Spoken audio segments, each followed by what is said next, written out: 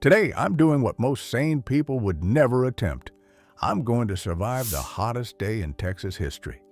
That's right. No AC, no cold drinks, no hiding in the shade. Just me, the blazing Texas sun, and a whole lot of sweat. Welcome back to Lone Star Plate, where we take everything's bigger in Texas to a whole new level, including the heat.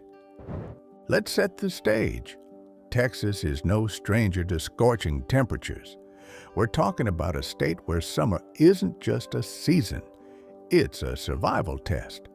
But on June 28, 1994, in Monahans, Texas, the thermometer hit a record-shattering 120 degrees Fahrenheit. That's not just hot, that's fry an egg on the sidewalk, hot. That's your shoes are melting hot. And today, I'm recreating what it would be like to survive that day, using only what a true Texan would have had in 1994. First, let's talk about what not to do. Don't wear black, don't run around outside at noon, and definitely don't challenge your friends to a chili eating contest in the middle of a heat wave. Trust me, I learned that the hard way. It's 7 a.m. and already 90 degrees. I'm out here in my boots, jeans, and a big old cowboy hat. Because if you're going to sweat, you might as well do it in style. The plan is simple.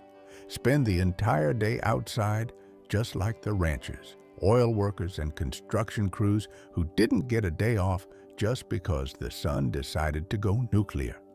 First challenge, breakfast. I fire up the grill and cook some bacon and eggs, Texas style, right on the tailgate of my truck.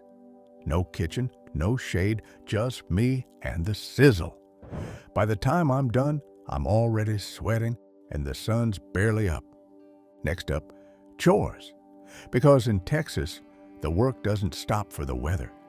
I help a local rancher feed the cows, fix a fence, and haul some hay bales. Every step feels like walking through a sauna in a fur coat. I'm drinking water like it's the fountain of youth, but it's not enough. I start to understand why Texans are so tough. This heat is brutal. By noon, the temperature is pushing 110. I decide to test the old myth. Can you really fry an egg on the sidewalk?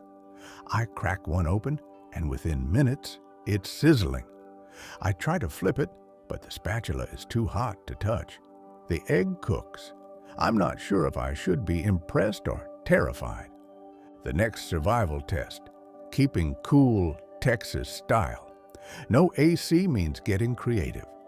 I find a stock tank, basically a giant metal tub used for watering cattle, and jump in. The water is warm, but it's better than nothing. I'm joined by a couple of local kids who show me how to make a redneck air conditioner, a box fan, a block of ice, and a whole lot of hope. We set it up on the porch, and for a few glorious minutes, it almost feels like relief. But the sun is relentless. I head into town to see how the locals handle the heat. At the general store, everyone's moving slow, sipping sweet tea, and fanning themselves with whatever they can find. I ask the cashier how she survived the hottest day ever. She laughs and says, "Honey, you just don't stop moving. If you do, you'll melt." Wise words from a true Texan. By 3 p.m., it's officially 120 degrees. I decide to try the ultimate Texas heat challenge, walking across the blacktop in bare feet. Spoiler alert, it's a terrible idea. The soles of my feet feel like they're on a barbecue grill. I last about 5 seconds before hopping back into my boots. Lesson learned, always respect the Texas asphalt.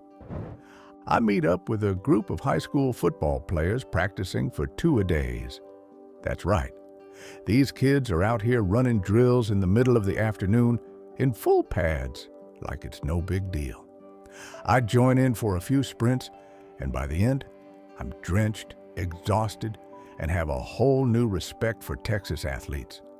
If you can survive football practice in this heat, you can survive anything. As the sun starts to go down, I head to the local ice house, a classic Texas hangout where folks gather to cool off. There's cold drinks, country music, and stories about the good old days when the heat was even worse. One old-timer tells me about the time his car seat melted to his pants. Another swears he saw a chicken lay a hard-boiled egg. In Texas, the stories get hotter as the day goes on. But here's the thing. Surviving the hottest day in Texas history isn't just about endurance. It's about community. People check on their neighbors, share cold drinks, and look out for each other. That's the real Texas spirit.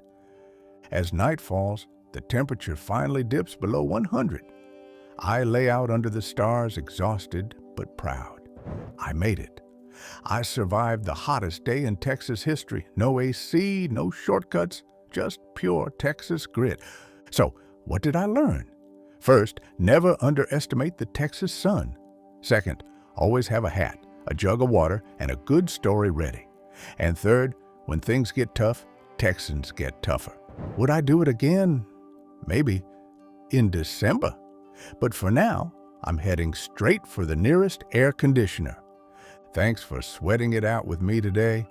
If you enjoyed watching me nearly melt into a puddle, hit that like button, subscribe, and let me know in the comments. What's the craziest weather you've ever survived? Or what wild Texas challenge should I take on next? Until next time, stay cool, stay strong, and stay Texas proud. This is Lone Star Plate, signing off and heading for a cold shower.